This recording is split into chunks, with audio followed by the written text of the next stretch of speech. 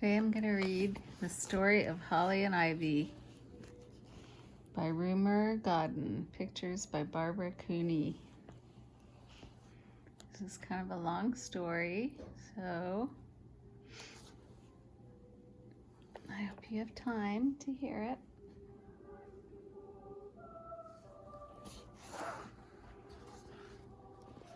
Here's my Christmas tree.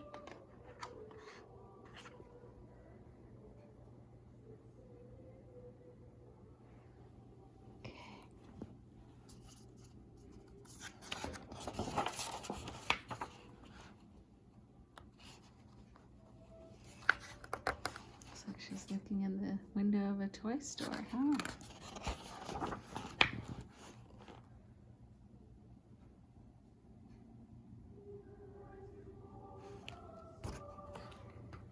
I'll show you the illustrations and then I'll read.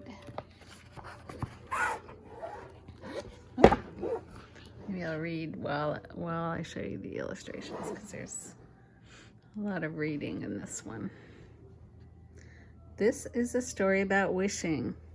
It is also about a doll and a little girl. It begins with the doll. Her name, of course, was Holly. It could not have been anything else, for she was dressed for Christmas in a red dress and red shoes, though her petticoat and socks were green. She was 12 inches high. She had real gold hair, brown glass eyes that could open and shut, and teeth like tiny china pearls.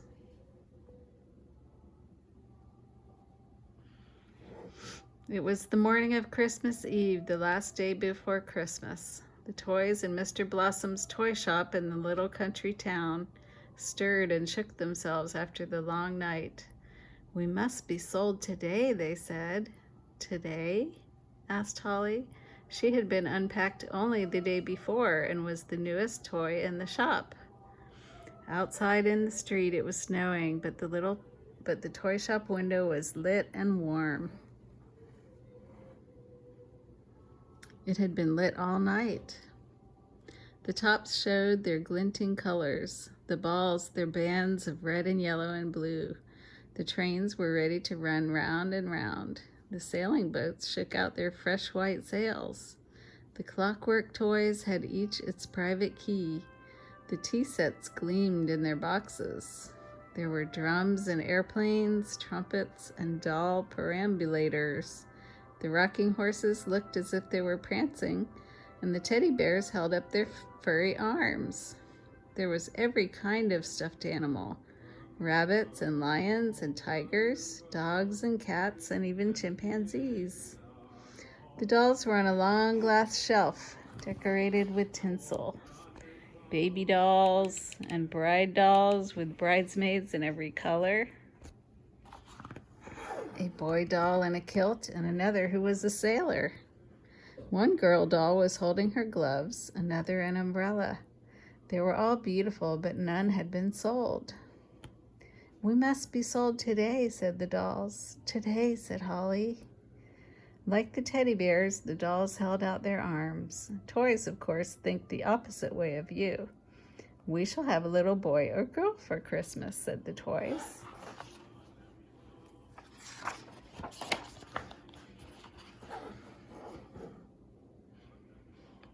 "Will I?" asked Holly. "We shall have homes." "Will I?" asked Holly. The toys knew what homes were like from the broken dolls who came to the shop to be mended. "There are warm fires and lights," said the dolls. "Rooms filled with lovely things. We feel children's hands." "Bah! Children's hands are rough," said the big toy owl who sat on a pretend branch below the dolls. "They are rough. They can squeeze." "I want to be squeezed," said a little elephant. "We have never felt a child's hands," said two baby hippopotamuses. They were made of gray velvet, and their pink velvet mouths were open and as wide as the rest of them. Their names were Mallow and Wallow. "We have never felt a child's hands." Neither, of course, had Holly. Here's Mallow and Wallow and the owl. The owl's name was Abracadabra. He was so big and important that he thought the toy shop belonged to him. I thought it belonged to Mr. Blossom, said Holly. Hist! To-woo! Said Abracadabra, which was his way of being cross. Does a new little doll dare to speak? Be careful, the dolls warned Holly. Abracadabra had widespread wings marked with yellow and brown, a big hooked beak, and white felt feet like claws. Above his eyes were two fierce black tufts, and the eyes themselves were so big and green that they made green shadows on his round white cheeks. His eyes saw everything, even at night. Even the biggest toys were afraid of Abracadabra. Mallow and Wallow shook on their round, stubby feet each time he spoke. We might think we're mice. He might think we're mice, said Mallow and Wallow. My mice, said Abracadabra. Mr. Blossom's mice, said Holly.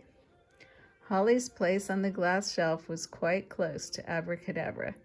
He gave her a look with his green eyes. This is the last day for shopping, he said. Tomorrow the shop will be shut. But the fathers and mothers will come today, said the little elephant. He was called Crumple because his skin did not fit, but hung in comfortable folds around his neck and his knees. He had a scarlet flannel saddle hung with bells, and his trunk, his mouth, and his tail all turned up, which gave him a cheerful expression. Where's the elephant? Is he in this picture? Yeah, I don't think so, not yet. It was easy for Crumple to be cheerful. On his saddle was a ticket marked sold. He had only to be made into a parcel. Will I be a parcel? Asked Holly. I am sure you will, said Crumple, and he waved his trunk at her and told the dolls, you will be put into Christmas stockings. Ooh, said the dolls longingly. Or hung on Christmas trees. Ah, said the dolls. But you won't all be sold, said Abracadabra, and Holly knew he was talking to her. The sound of a key in the lock was heard. It was Mr. Blossom come to open the shop. Peter, the shop boy, was close behind him. We shall be busy today, said Mr. Blossom. Yes, sir, said Peter. There could be no more talking, but we can wish. We must wish, whispered the dolls. And Holly whispered, I am wishing. Woo-hoo, went Abracadabra. It did not matter if Peter and Mr. Blossom heard him. It was his toy owl sound. Hoo-hoo. They did not know, but the toys all knew that it was Abracadabra's way of laughing.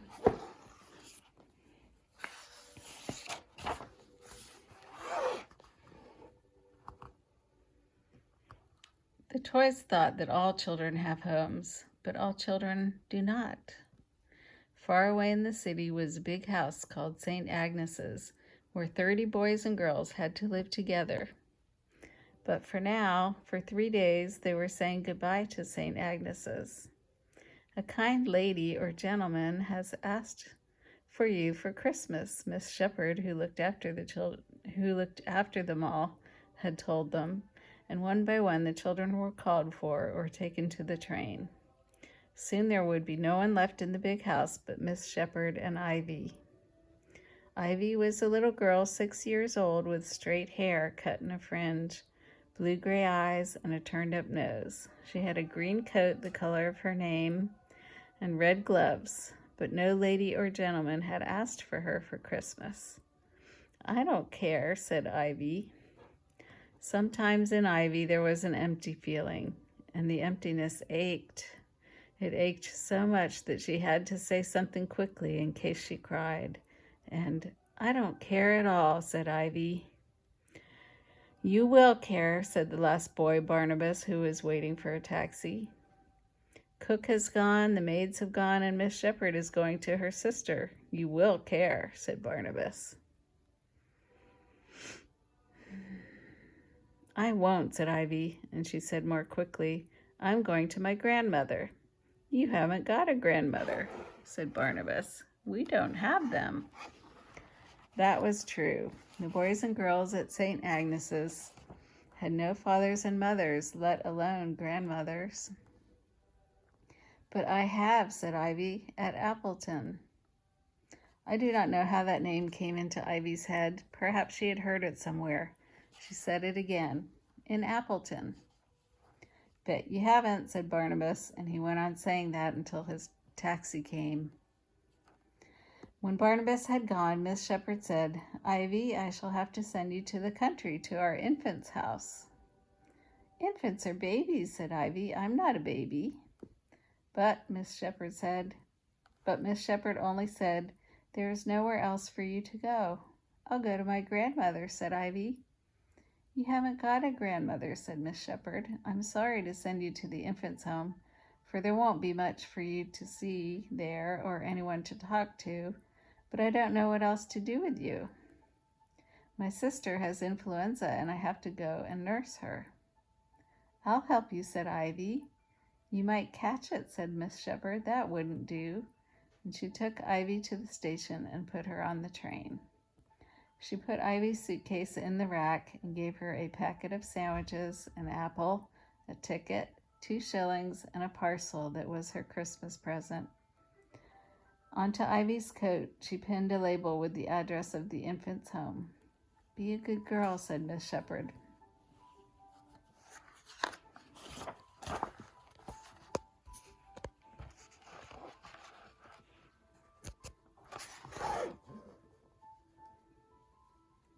There she is on the train.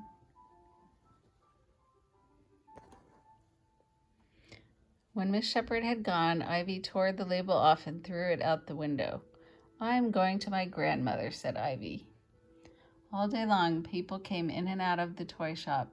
Mr. Blossom and Peter were so busy they could hardly snatch a cup of tea.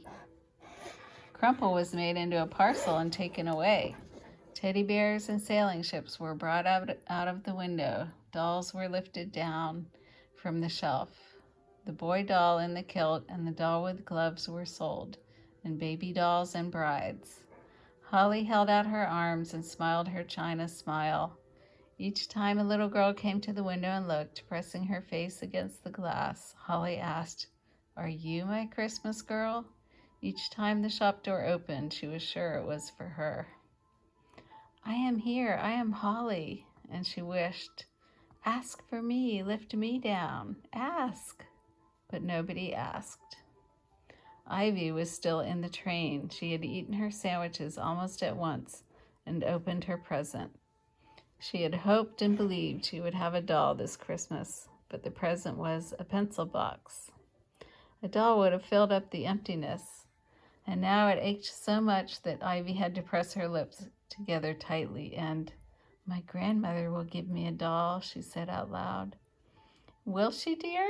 Asked a lady sitting opposite, and the people in the carriage all looked at Ivy and smiled. And where does your grandmother live? Asked a gentleman. In Appleton, said Ivy.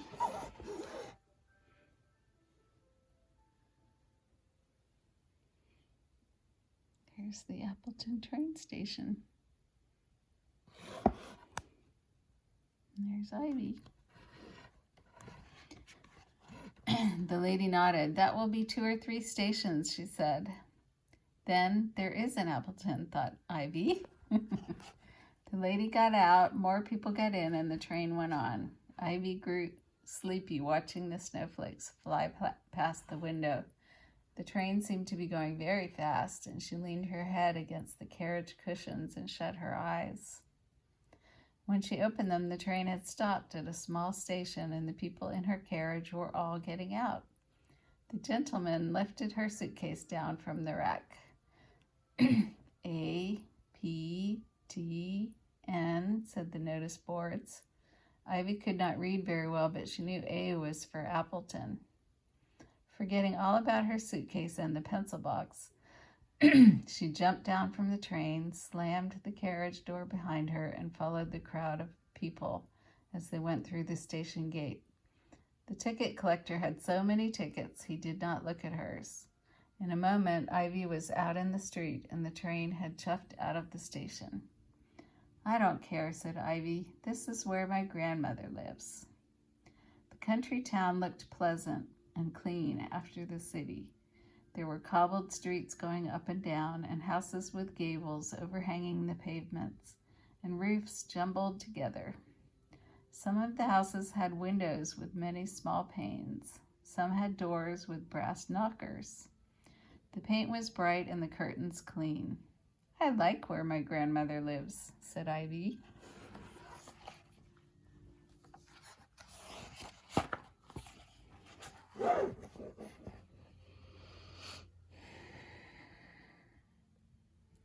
Looks like a very pretty downtown area, huh? Very nice. Looks like a market area.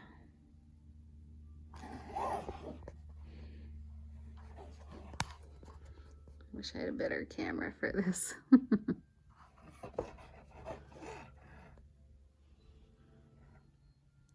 Presently, she came to the market square, where the Christmas market was going on. There were stalls of turkey and geese, fruit stalls with oranges, apples, nuts, and tangerines that were like small oranges wrapped in silver paper. Some stalls had holly, mistletoe, and Christmas trees. Some had flowers. There were stalls of china and glass, and one with wooden spoons and bowls. A woman was selling balloons, and an old man was cooking hot chestnuts. Men were shouting. The women had shopping bags and baskets. The children were running. Everyone was buying or selling and laughing. Ivy had spent all her life in St. Agnes's. She had not seen a market before, and I won't look for my grandmother yet, said Ivy. In the toy shop, Mr. Blossom had never made so much money. Peter had never worked so hard. Peter was 15. He had red cheeks and a smile as wide as Mallow's and Wallow's. He took good care of the toys and did everything he could to help Mr. Blossom. Whoosh went the brown paper as Peter pulled it off the roll. Whirr went the string ball. Snip, snap, the scissors cut off the string. He did up dozens of parcels, ran up and down the stepladder, fetched and carried and took away. That abominable boy will sell every toy in the shop, grumbled Abracadabra. What's abominable? Asked Holly. It means not good, said the dolls, but he is good. Dear, dear Peter, whispered the dolls. But Abracadabra's green eyes had caught the light from a passing car. They gave a flash, and rattle bang!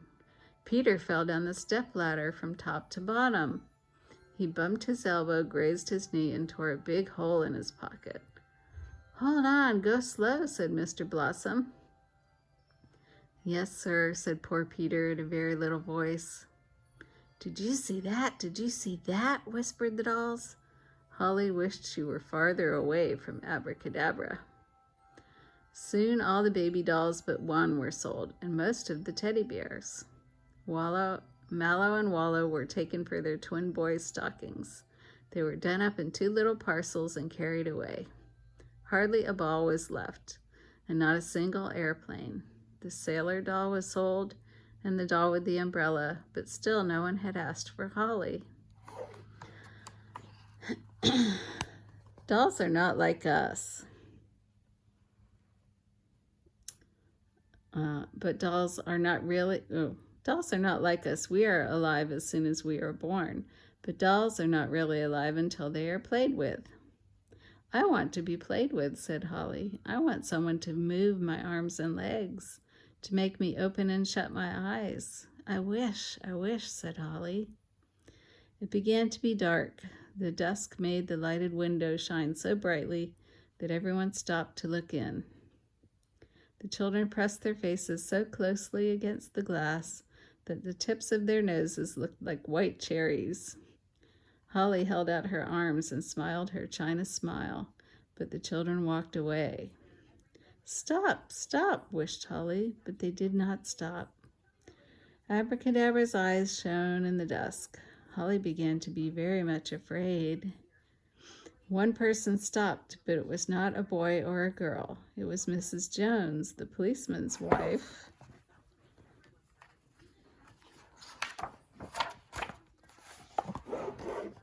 from down the street.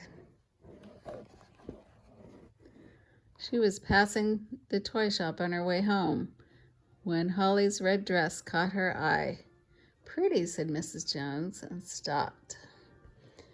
You and I would have felt Holly's wish at once, but Mrs. Jones had no children, and it was so long since she had known a doll that she did not understand. Only a feeling stirred in her that she had not had for a long time, a feeling of Christmas. And when she got home, she told Mr. Jones, "This year we shall have a tree." "Don't be daft," said Mr. Jones. But when Mrs. Jones had put her shopping away, a chicken and a small plum pudding for her and Mr. Jones' Christmas dinner, a piece of fish for the cat, and a dozen fine handkerchiefs, which were Mr. Jones's present, she went back to the market and bought some holly, mistletoe, and a Christmas tree. "A tree should have tinsel," said Mrs. Jones. She bought some tinsel. "And candles," she said. "Candles are prettier than electric light." She bought 12 red candles. "They need candle clips," she said, and bought 12 of those. "And a tree should have some balls," thought Mrs. Jones. "Glass balls in jewel colors, ruby red, emerald green, and gold." She bought some balls and a box of tiny silver crackers and a tinsel star. When she got home, she stood the tree in the window and dressed it, putting the star on the top. "Who is to look at?" asked Mr. Jones. "Who is to look at it?" asked Mr. Jones. Mrs. Jones thought for a moment and said, "Christmas needs children, Albert." Albert was Mr. Jones's name. "I wonder," said Mrs. Jones, "could we find a little girl?"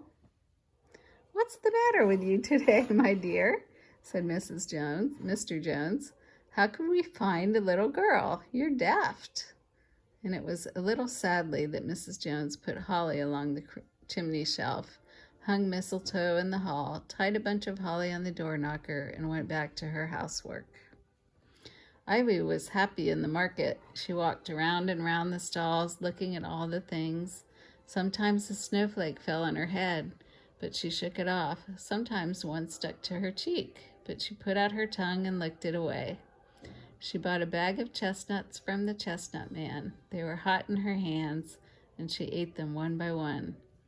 She had a white cup of tea from a tea stall on wheels, and from a sweet stall she bought a toffee apple. When her legs grew tired, she sat down on a step and wrapped the ends of her coat around her knees. When she was cold, she started to walk again. Soon lights were lit all along the stalls. They looked like stars. The crowd grew thicker. People laughed and stamped in the snow to keep their feet warm. Ivy stamped too. The stall keeper shouted and called for people to come and buy. Ivy bought a blue balloon. At St. Agnes's, a telegraph boy rang the bell. He had a telegram for Miss Shepherd from the infant's home. It said, "Ivy not arrived. Suppose she is with you. Merry Christmas." The boy rang and rang, but there was no one at St. Agnes's to answer the bell. And at last he put a notice in the letter box, got on his bicycle, and rode away. In her house down the street, Mrs. Jones kept looking at the Christmas tree. "Oughtn't there to be presents?" she asked. It was so long since she had had a tree of her own that she could not be sure. She took Mr. Jones's handkerchiefs, wrapped them in white paper, and tied them with some red ribbon she had by her, and put the parcel at the foot of the tree. That looked better, but still not quite right. "There ought to be toys," said Mrs. Jones, and she called to Mr. Jones, "Albert." Mr. Jones looked up from the newspaper he was reading. "Wouldn't it be very silly, Albert?" asked Mrs. Jones. "Would what be silly?" "Would it be silly to buy a little doll?" "What is the matter with you today?" asked Mr. Jones, and he said again, "You're daft." Soon it was time for him to go on duty. "I shall be out all night," he told Mrs. Jones. "2 of the men are away sick. I shall take a short sleep at the police station and go on duty again." "See you in the morning," said Mr. Jones. He kissed Mrs. Jones goodbye and went out, but put his head round the door again. "Have a good breakfast waiting for me," said Mr. Jones. In the toy shop, it was closing time. "What does that mean?" asked Holly. "That it's over," said Abracadabra. "Over?" Holly did not understand. Mr. Blossom pulled the blind down on the door and put up a notice. "Closed." "Closed! Hoo-hoo!" said Abracadabra. Mr. Blossom was so tired he told Peter to tidy the shop. "And you can lock up. Can I trust you?" asked Mr. Blossom. "Yes, sir," said Peter. "Be careful of the key," said Mr. Blossom. "Yes, sir," said Peter proudly. It was the first time Mr. Blossom had trusted him with the key. "You have been a good boy," said Mr. Blossom as he was going. "You may choose any toy you like, except the expensive ones like air guns or electric trains." "Yes, choose yourself a toy," said Mr. Blossom. "Good night." When Mr. Blossom had gone, "A toy?" said Peter, and he asked, "What does he think I am, a blooming kid?" Peter swept up the bits of paper and string and straw and put them in the rubbish bin at the back of the shop. He was so tired he forgot to put the lid on the bin. Then he dusted the counter, but he was too tired to do any more, so he put on his overcoat to go home. He turned out the lights. It was no use lighting the window now that the shopping was over, stepped outside, and closed and locked the door. If he had waited a moment, he would have heard a stirring, a noise, tiny whimperings. "What about us? What about us?" It was the toys. "Go home and good riddance," said Abracadabra to Peter, but the toys cried, "Don't go!" Peter heard nothing. He put his key in his jacket pocket to keep it safe and turned to run home. The key fell straight through the torn pocket into the snow. It did not make a sound. "Hoo-hoo!" said Abracadabra, and the snowflakes began to cover the key as Peter ran off. Oh no, what's going to happen?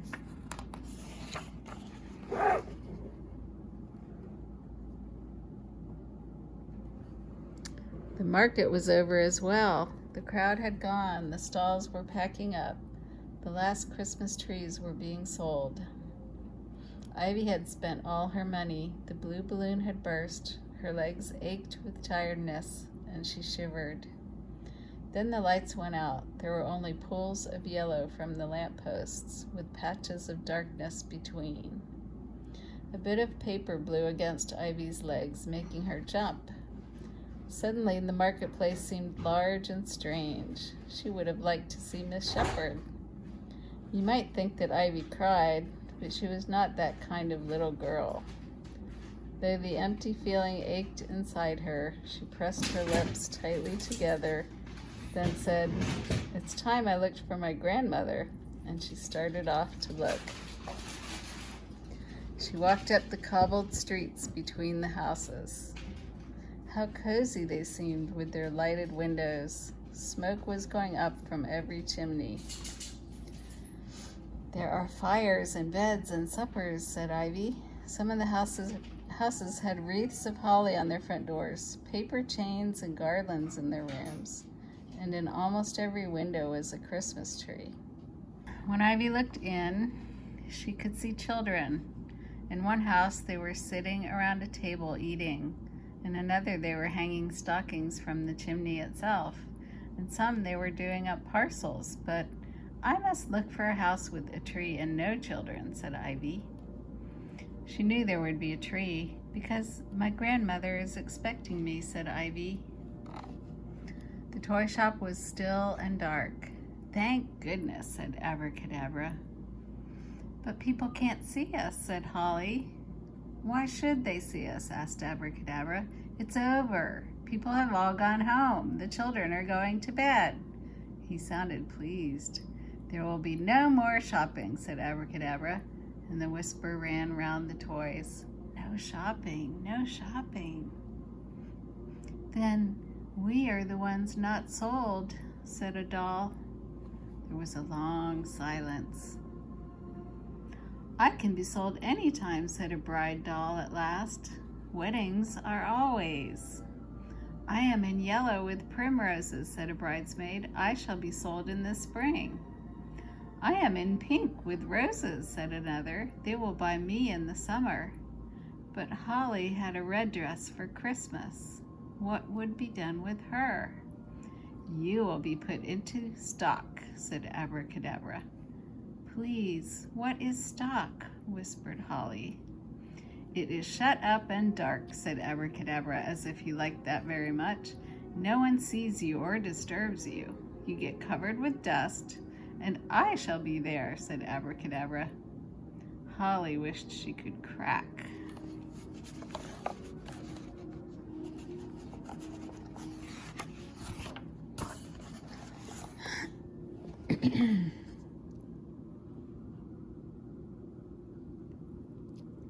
What happens next? This is my grandmother's house, said Ivy. But when she got to the house, it was not. That happened several times. Then it's that one, she said, but it was not that one either. She began to be very cold and tired. Somebody came down the street. Even in the snow, his tread was loud. It was a big policeman. As a matter of fact, it was Mr. Jones. Ivy knew that policemen do not like little girls to wander about alone after dark. He might send me to the home, said Ivy, and quick as a mouse going into its hole, she whisked into a passage between two shops. Queer, said Mr. Jones. I thought I saw something green. At the end of the passage was a shed, and Ivy whisked into it and stood behind the door. There was something odd about that shed. It was warm. Ivy did not know how an empty shed could be warm, but I shall tell you. The shed belonged to a baker and was built against the wall behind his oven. All day he had been baking bread and rolls for Christmas, and the oven was still hot. When Ivy put her hand on the wall, she had to take it away quickly, for the wall was baking hot. Soon she stopped shivering. In a corner was a pile of flour sacks, and she sat down on them. A lamp in the passageway outside gave just enough light. Ivy's legs began to feel heavy and warm. Her fingers and toes seemed to uncurl and stretch in the warmth, while her eyelids seemed to curl up. She gave a great yawn. Then she took off her coat, lay down on the sacks, and spread the coat over her. In a moment she was fast asleep. The toy shop was close by the passage. It was too dark to be noticed, though Abracadabra's eyes shone like green lamps. Shopping is over. Hoo-hoo, said Abracadabra. Over, mourned the toys. They did not know that it is when shopping is over that Christmas begins. Soon it was not dark, for the snow had stopped, and the moon came up and lighted all the town.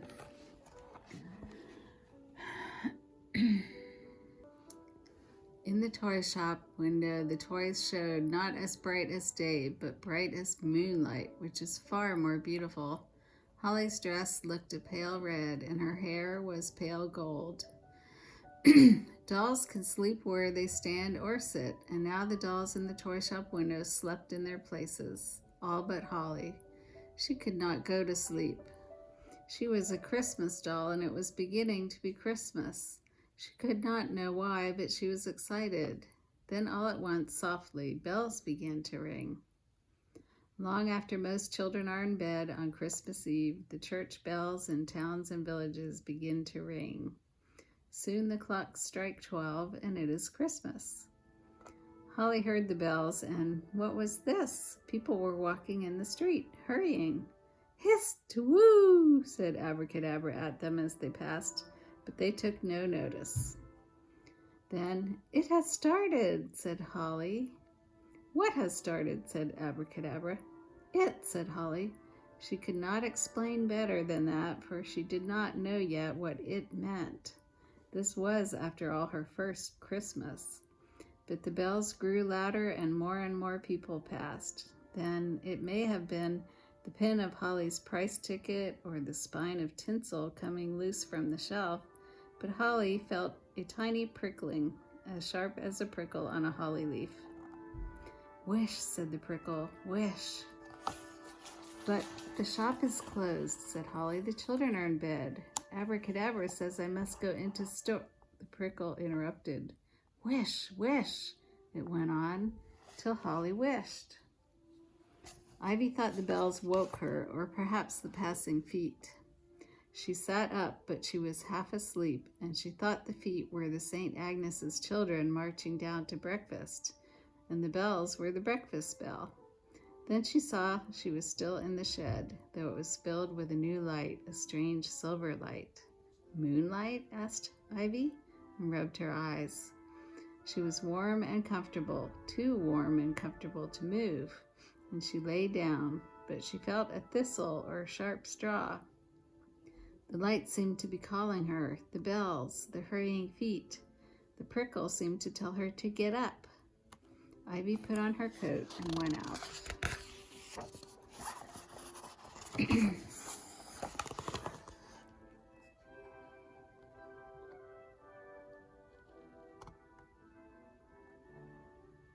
Looks like she's looking in the toy store window. There's the doll.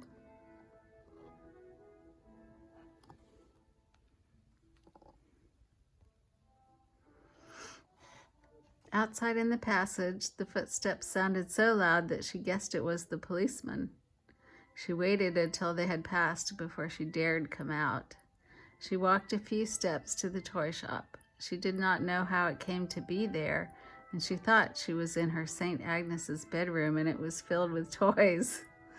Then, "Not toys," said Ivy, "a toy," and she was wide awake. She did not even see Abracadabra glaring at her with his green eyes. She looked straight at Holly. She saw Holly's dress and socks and shoes. "She is red and green too," thought Ivy. She saw Holly's hair, brown eyes, little teeth, and beautiful joints. They were just what Ivy liked, and "My Christmas doll," said Ivy. Holly saw Ivy's face pressed against the window as she had seen so many children's faces that day. "But this one is different," said Holly. Ivy's hands and their woolen gloves held to the ledge. Holly looked at Ivy's hands. "Soon they will be holding me," thought Holly. Ivy's coat, even in the moonlight, was as beautiful a green as Holly's dress was a beautiful red, so that they seemed to match, and "My Christmas girl," said Holly. Ivy had to go to the shed again to get warm, but I cannot tell you how many times she came back to look at Holly.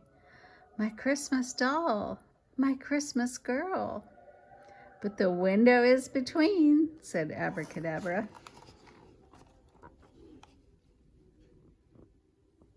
And she's sleeping in the shed.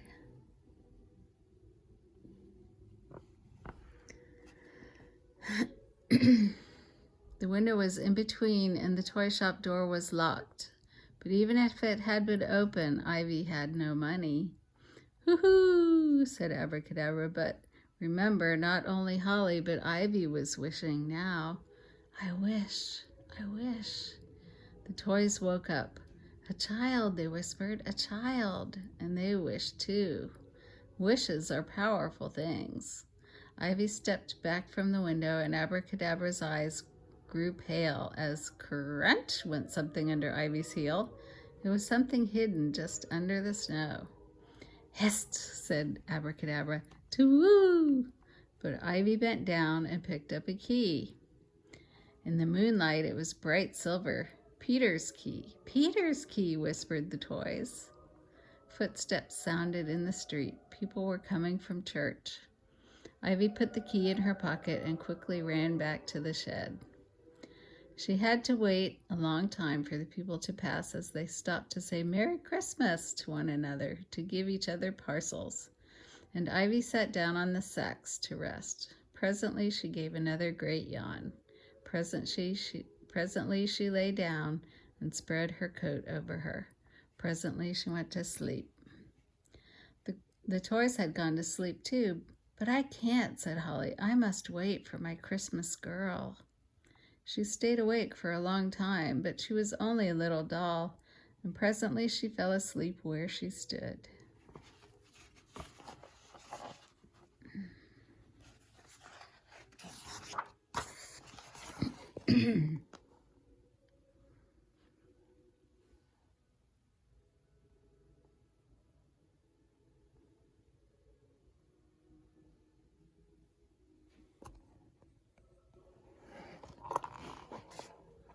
Ivy dreamed that the shed was hung with holly wreaths and lit with candles. The berries were the color of the Christmas doll's dress, and the candle flames were as bright as her hair. "Ah," said Ivy. Holly dreamed that 2 arms were cradling her, that hands were holding her, that her dress was beginning to be rumpled and her eyes made to open and shut. "Ah," said Holly. Abracadabra kept his green eyes wide open, but he could not stop the moon from going down, nor the coming of Christmas Day. Very early on Christmas morning, Mrs. Jones got up and tidied her living room.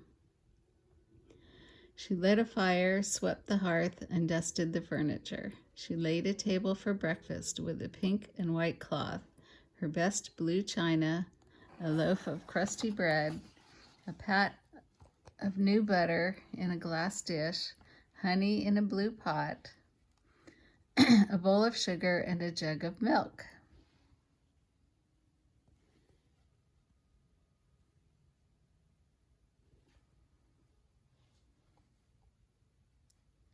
She had some fresh brown eggs, and in the kitchen she put sausages to sizzle in a pan. Then she set the kettle to warm on the hob, lighted the candles on the Christmas tree, and sat down by the fire to wait. The baker's oven cooled in the night, and Ivy woke with the cold. The shed was icy. Ivy's eyelashes were stuck together with rime, and the tip of her nose felt frozen. When she tried to stand up, her legs were so stiff that she almost fell over. When she put on her coat, her fingers were so numb that they could not do up the buttons. Ivy was a sensible little girl. She knew she had to get warm, and she did not cry, but "I must hop and skip," she said through her chattering teeth. And there in the shed, she swung her arms in, out, in, and clapped her hands. Outside, she tried to run, but her legs felt heavy and her head seemed to swim. "I must find my grandmother quickly," said Ivy. She went into the street, and how cold it was there. The wind blew under her coat. The snow on the pavements had turned to ice and were slippery. She tried to hop, but the snow was like glass. Ivy's fingers and nose hurt in the cold. "If I look at my doll, I might feel better," said Ivy, but she turned the wrong way.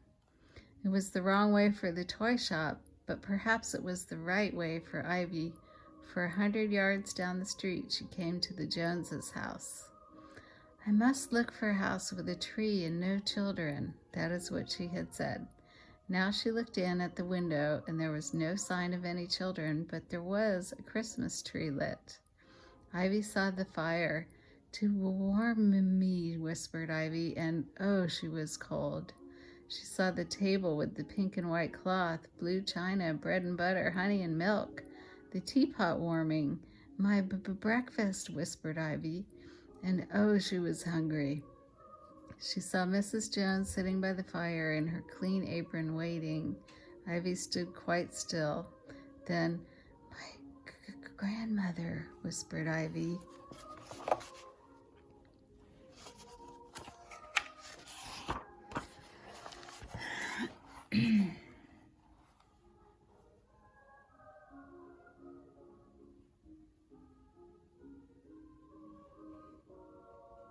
There's Ivy and Holly.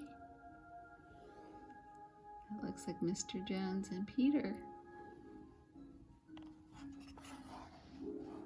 Holly woke with a start. "Oh, I must have been asleep," said Holly in dismay. "Oh, I must have missed my little Christmas girl." "She won't come back," said Abracadabra. "It's Christmas Day. She's playing with her new toys." "I am her new toy," said Holly. "Hoo-hoo," said Abracadabra. "I am," said Holly, and she wished. I think her wish was bigger than Abracadabra, for when Ivy lifted her hand to Mrs. Jones's knocker, a prickle from the bunch of holly ran into her finger. "Ow!" said Ivy. The prickle was so sharp that she took her hand down and, "For first I must get my doll," said Ivy. If Ivy had stopped to think, she would have known she could not get her doll. How could she when the shop was locked and the window was in between? Besides, Holly was not Ivy's doll and had not even been sold. A wise person would have known this, but sometimes it is better to feel a prickle than to be wise. "Hello," said Ivy to Holly through the toy shop window. Good morning." Holly could not say hello back, but she could wish Ivy good morning with a doll's wish. In the daylight, Holly was even more beautiful than she had been by moonlight. Ivy was even dearer. "A little girl," sneered Abracadabra. "There are hundreds of little girls." "Not for me," said Holly. "A little doll," sneered Abracadabra. "There are hundreds of little dolls." And if Ivy could have heard him through the window, she would surely have said, "Not for me." Ivy gazed at Holly through the window. She gazed so hard she did not hear footsteps coming down the street, heavy steps and light ones, and a queer snuffling sound. The heavy steps were Mr. Jones, the light ones were Peter's, and the snuffling sound was Peter trying not to cry. "I put it in my pocket," Peter was saying. "I forgot my pocket was torn. Oh, what shall I do? What shall I do?" said Peter. Mr. Jones patted his shoulder and asked, "What sort of key was it now?" "A key?" Ivy turned around. She saw Mr. Jones and jumped. Then she made herself as small as she could against the window. "A big iron key, but it looked like silver," said Peter. He and Mr. Jones began to look along the pavement. It looked like silver. Ivy could feel the edges of the key in her pocket, but "If I go away softly, the policeman won't notice me," thought Ivy. "Mr. Blossom trusted me," said Peter. His wide smile was gone, and his face looked quite pale. "I don't like boys," thought Ivy, but Peter was saying he trusted me. He'll never trust me again. And though Peter was a big boy, when he said that, he looked as if he really might burst into tears. "A boy cry?" asked Ivy. She had never seen Barnabas cry. "I didn't know boys could," thought Ivy. The toys had all woken up again. "Poor Peter, poor Peter," and the whisper went around. "Wish Peter may find the key, wish." "For that careless boy?" said Abracadabra. "Why, he might have had us all stolen." Peter was saying that himself. "A thief might have picked it up," he said. "It wasn't a thief, it was me," said Ivy, and put her hand in her pocket and pulled out the key. "So you needn't cry," said Ivy to Peter. Can you imagine how Peter's tears disappeared and his smile came back? "Cry? Who'd cry?" said Peter scornfully, and Ivy thought it better not to say "you." Mr. Jones put the key in the lock, and it fitted. "I suppose I had better go in," said Peter, "and see if everything's all right." "Well, I'm going home," said Mr. Jones. "You know where I live. If anything's wrong, pop in." It was as he turned to go home that Mr. Jones saw Ivy. "So there was something green," said Mr. Jones. Ivy knew how she must look. Her coat and her hair, her socks and her shoes were dusted with flour from the sacks. She had not been able to comb her hair because she had no comb. Her face had smears across it from the toffee apple. And "I think you're lost," said Mr. Jones.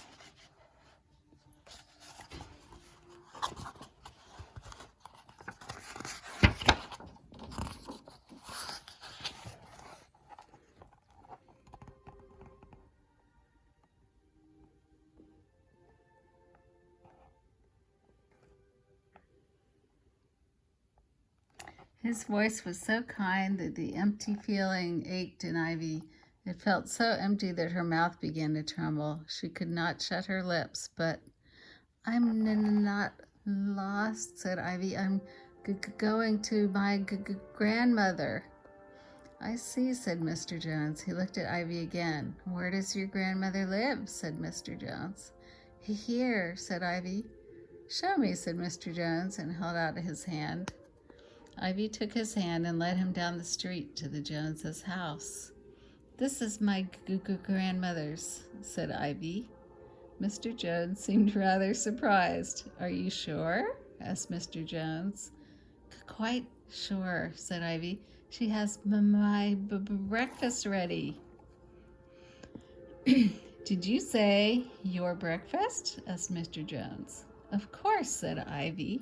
Look in at the window. There, she told him, that there's my Christmas tree. Mr. Jones thought a moment, then, perhaps it is your Christmas tree, he said. Shall we knock? Asked Ivy. But you needn't knock, said Mr. Jones. You can come in. The toys were all in their places when Peter opened the door. No thanks to you, said Abracadabra. Perhaps Peter heard him, for Peter said, thanks to that little girl. I do not know how it was, but Peter had the idea that Ivy was Mr. Jones's little girl. He was kind to me, said Peter, and so was she. Peter was very grateful, and what can I do for them? He asked. Then, I know, said Peter. Mr. Blossom had told him to take any toy. And I'll take her a doll, said Peter. I can slip it into their house easy without saying a word. But what doll would she like? Asked Peter. The toys all held their breath. What doll would she like? A bride doll, said Abracadabra with a gleam of his eyes. A bride doll was standing in the corner, and Peter went to pick her up, but he must have put his hand on the pin of her price ticket or a wire in the orange blossom flowers on her dress, for ow, said Peter, and drew back his hand. Abracadabra looked at Holly. Holly smiled. All little girls like baby dolls, said Abracadabra. Take her a baby doll. There was one baby doll left. She was in the window. Peter reached to take her out, but the safety pin on the baby doll's bib must have been undone, for ow, cried Peter, and drew back his hand. Hist! To-woo, said Abracadabra to Holly. Holly smiled. It was the same with the primrose bridesmaid. Ow, said Peter. The same with the rose. Ow! And here, I'm getting fed up, said Peter. Who's trying this on? I do not know what made him look at Abracadabra.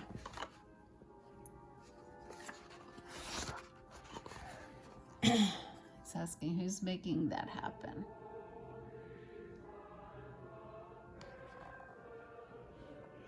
Abracadabra's eyes gleamed.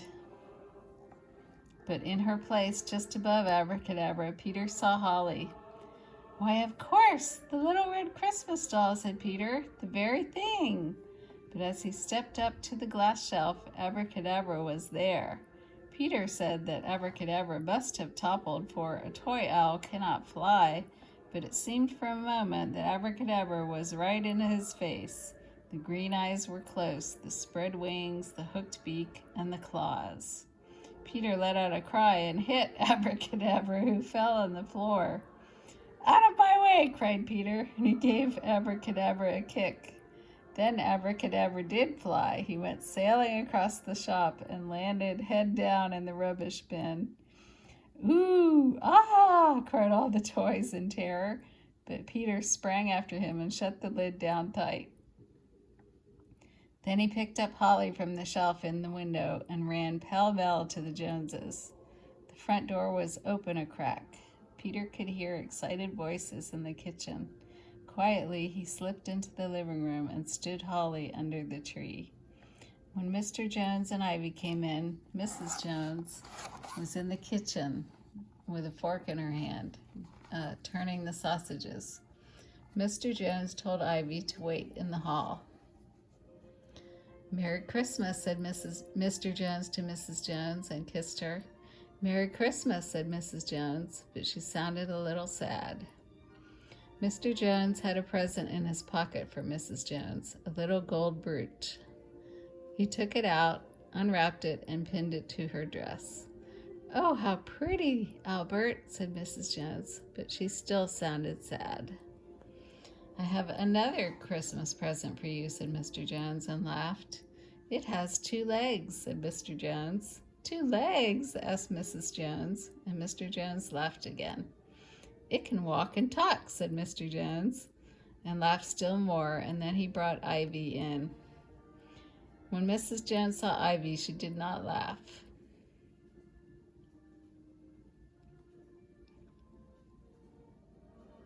For a moment she stood still, then she dropped the fork and knelt down on the floor and put her hands on Ivy's shoulders. "Oh, Albert," said Mrs. Jones. "Albert." She looked at Ivy for a long time, and tears came into her eyes and rolled down her cheeks. Ivy, with her glove, wiped the tears away, and the emptiness went out of Ivy and never came back. "Dearie me," said Mrs. Jones, getting to her feet. "What am I thinking of? You must have a hot bath at once." "Breakfast first," said Mr. Jones, and Ivy asked, "Couldn't I see my Christmas tree?"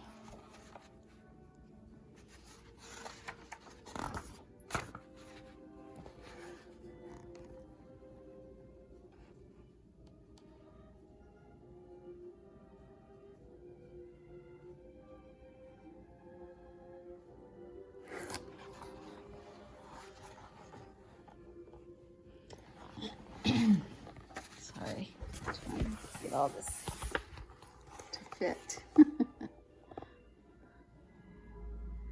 Mrs. Jones's living room was as bright and clean as it had looked through the window. The fire was warm on Ivy's legs, the table was close to her now, and in the window was the tree, with a star on the top, whispered Ivy.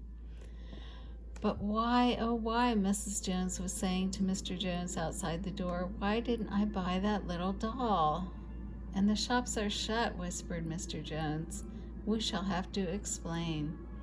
Ivy did not hear them. "Red candles," she was whispering. "Glass balls."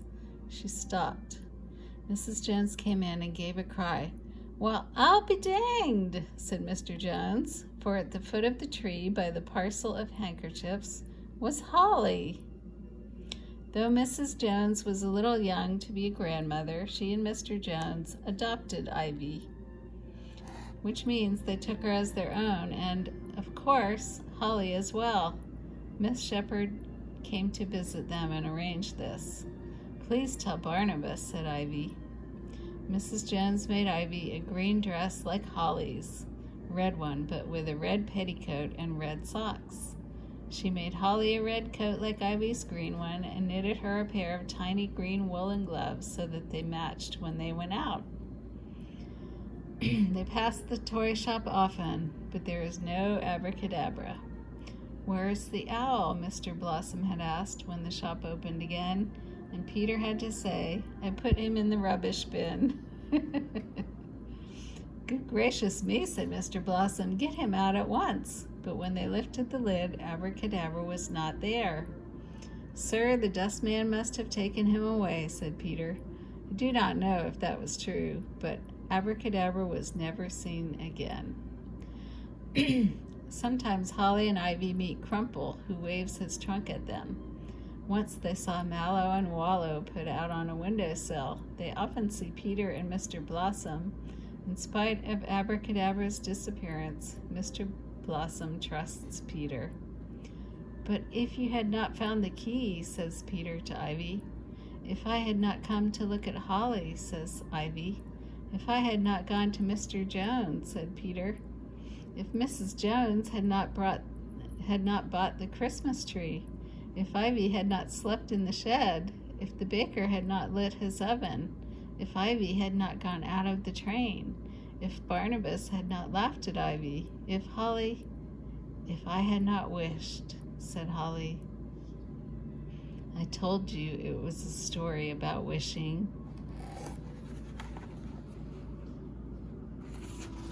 The end. I hope you liked it.